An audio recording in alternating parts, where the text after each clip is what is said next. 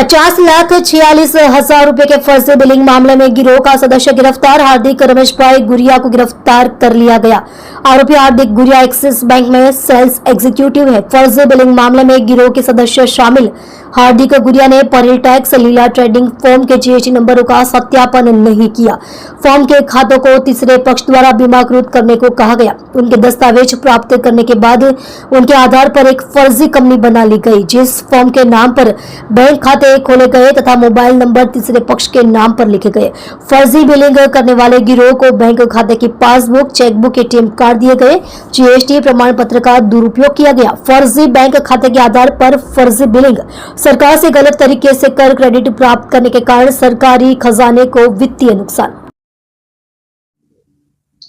सूरत शहर खाते इकोनॉमिक જે સેલ છે તેની અંદર એક જીએસટી ટેક્સ ક્રેડિટની ચોરી અંગેની ફરિયાદ દાખલ થયેલી, જે ફરિયાદની અંદર ફરિયાદીના જે જીએસટી એકાઉન્ટની અંદર ટેક્સ ક્રેડિટ જમા થયેલી હતી લગભગ 50 લાખ આસપાસ, તેની ચોરી કરી અને નુકસાન કરેલું એ બાબતની ફરિયાદ મળેલી, જે તપાસ અમો કરતા હોય, જેમાં મહેરબાન પોલીસ કમિશનર શ્રી અનુપમ ગેહલોત સાહેબ દ્વારા સતત માર્ગદર્શન હેઠળ સદર ગુનો ડિટેક્ટ કરેલ છે અને ભાવનગરની અંદર રહેતો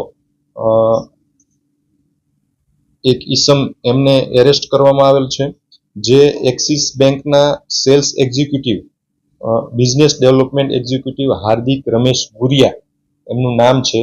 તેમનો રોલ આની અંદર જોઈએ તો પરિલ ટેક્સ અને લીલા ટ્રેડિંગ આ બે બોગસ બેંક એકાઉન્ટો ખોલાવ્યા અને એકાઉન્ટ હોલ્ડરોને વીમો ઉતારવો છે એવું ખોટી રીતનું માર્ગદર્શન આપી અને અભણ વ્યક્તિઓના આવા બોગસ એકાઉન્ટો ખોલ્યા અને એકાઉન્ટોની અંદર અન્ય ત્રાહિત વ્યક્તિઓના મોબાઈલ નંબરો એડ કરવામાં આવ્યા અને જે બેંકની પાસબુક, ચેકબુક, એટીએમ બુક આ બધી વસ્તુઓ અન્ય વ્યક્તિઓને આપવામાં આવેલ છે, જે બાબતે આ ઈસમની ધરપકડ કરવામાં આવેલ છે અને એમના રિમાન્ડ મેળવવાની તજવીજ કરવામાં આવેલ છે।